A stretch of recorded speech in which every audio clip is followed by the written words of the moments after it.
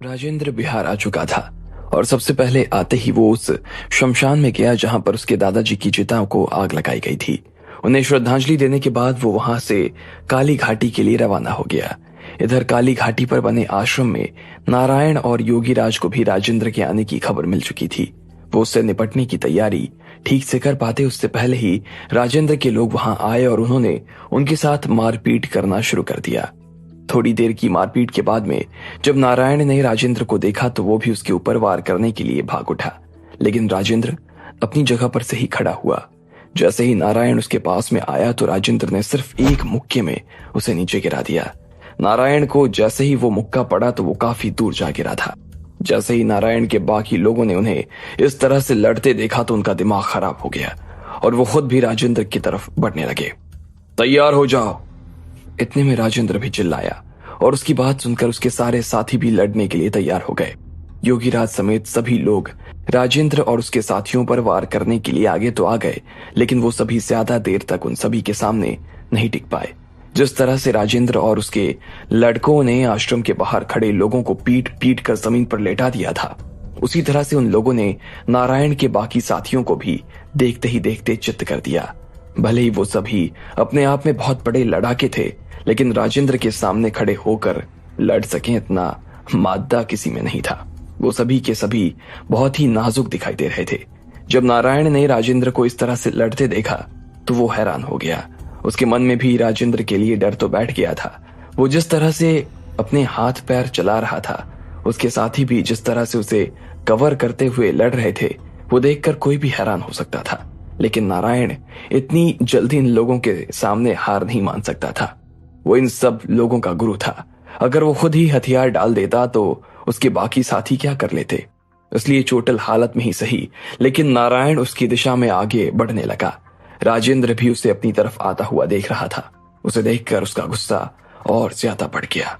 दादाजी, ये आपके लिए, इसके सिर की बलि तो मैं आपके पैरों में चढ़ाऊंगा, राजेंद्र ने कहा और अपनी जेब से एक चाकू निकालकर उसे खोल लिया। इतने में जैसे ही नारायण उसके ऊपर वार करने के लिए उछला तो राजेंद्र ने उसका सिर धड़ से अलग कर दिया। आह! नारायण के चिल्लाने की आवाज पूरी पहाड़ी में गूंज उठी थी। उसका सिर उसके शरीर से अलग हो गया, लेकिन उसका शरीर अभी भी तड़प रहा था। उसके साथियों ने जैसे ही उसे इस हाल में देखा तो वो भी हैरान रह गए। एक पल के लिए तो सबकी सांसें अटक गई। वो मन ही मन अपने हथियार डाल चुके थे और इस चीज का फायदा उठाते हुए राजेंद्र और उसके साथियों ने बाकी लोगों को भी जड़ से खत्म करना शुरू कर दिया। इधर राजेंद्र ने नारायण का सिर अपने हाथों में उठाया और दरवाजे से बाहर आने लगा। पीछे उसके साथी नारायण के साथियों को एक एक कर कर लिटाए जा रहे थे।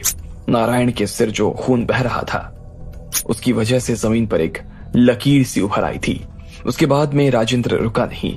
अभी तो सिर्फ उसने दिल्ली दरबार को ही निपटाया था और अभी बहुत सी छोटी मोटी और गैंग बाकी थी। उसने धीरे धीरे उन सब पर हमला करना शुरू कर दिया और उनके आकाओं के सिर काटकर अपने दादाजी के पैरों में रख दिए। इसके बाद राजेंद्र ने शोएब से कहा कि वो उन सभी लोगों से मिलना चाहता है जो उसका साथ देना चाहते हैं। उन लोगों से मिलने के लिए वो एक मीटिंग फिक्स करना चाहता है। जैसे ही बाकी लोगों ने यह खबर सुनी तो राजेंद्र के डर के मारे सब लोगों ने हाँ कर दिया। जिस तरह से राजेंद्र ने तबाही मचाई थी, उसे सुनकर कोई भी आने से मना नहीं कर सकता था। अब इससे पहले कि राजेंद्र उन लोगों की जान लेता, वो खुद ही राजेंद्र के सामने सरेंडर कर देना चाहते थे। लेकिन कुछ बड़े गिरोह जो थे, जिन्हें लगता था कि राजेंद्र का इस तरह से बिहार में आ जाना उनके लिए खतरनाक हो सकता था, वो राजेंद्र को खत्म कर देना चाहते थे। उनमें से कोई भी राजेंद्र को जिंदा नहीं छोड़ना चाहता था। ऐसे में वो सभी दुविधा में थे कि उन्हें मीटिंग में जाना भी चाहिए या फिर नहीं। पृथ्वीराज मेहरा के पास भी इस चीज की खबर आ गई, लेकिन उससे पहले ही उन्हें लकी के आश्रम से खुद लकी का ही फोन आया। उसने उन्हें बताया कि राधिका की तबीयत अब ठीक थी और वो थोड़े दिन और आराम करने के बाद में वापस लौट आने वाले थे। इधर पृथ्वीराज के पास में राजेंद्र के आने की खबर आ चुकी थी।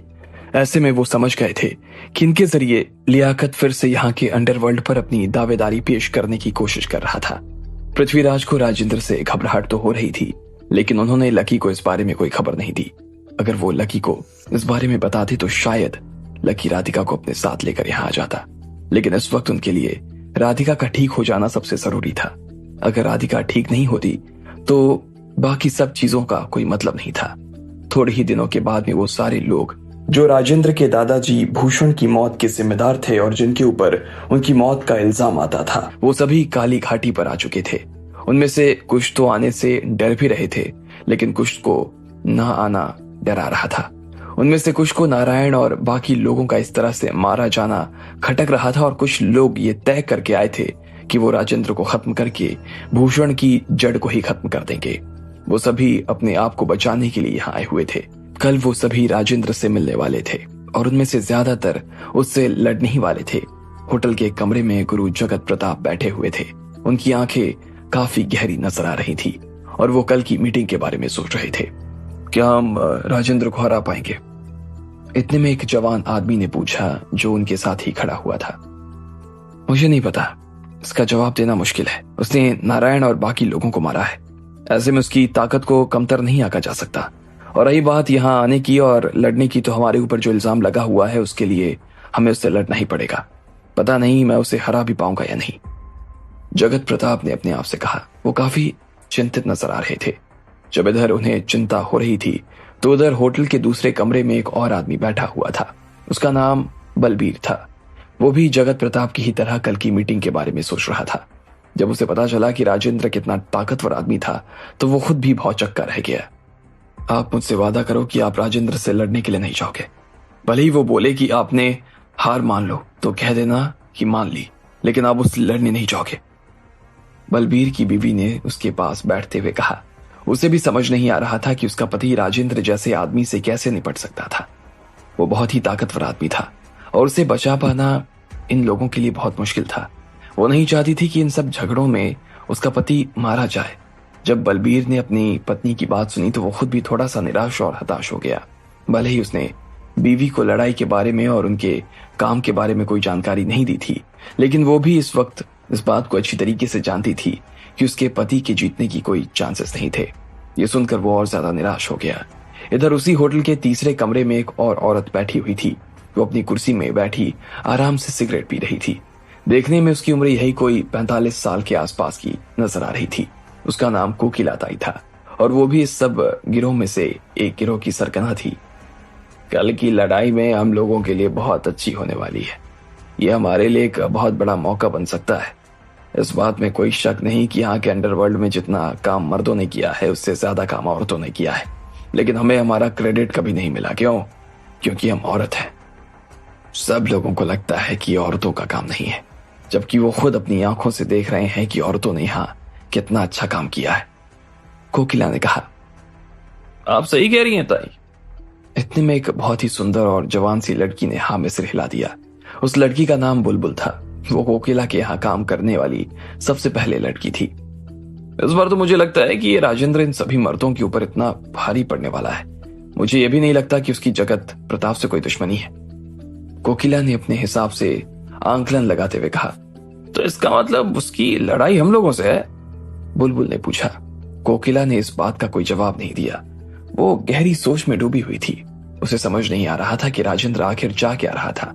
आखिर में उसने अपनी सिगरेट नीचे फेंकी और कहा, कल को हम उन सब लोगों से मिलेंगे तो सिर्फ मर्दों को आपस में लड़ने देंगे।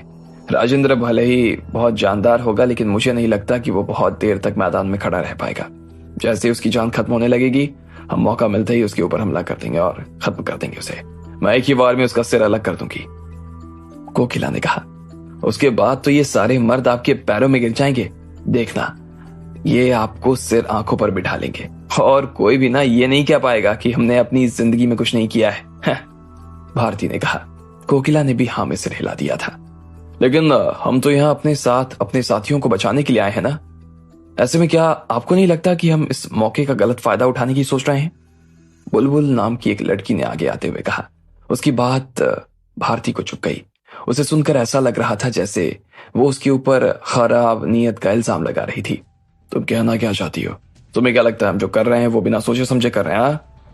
इतने में भारती ने उसे आड़े हाथों लेते हुए कहा, नहीं नहीं, मेरा मतलब वो नहीं था। मैं तो बस शोर मत मचाओ।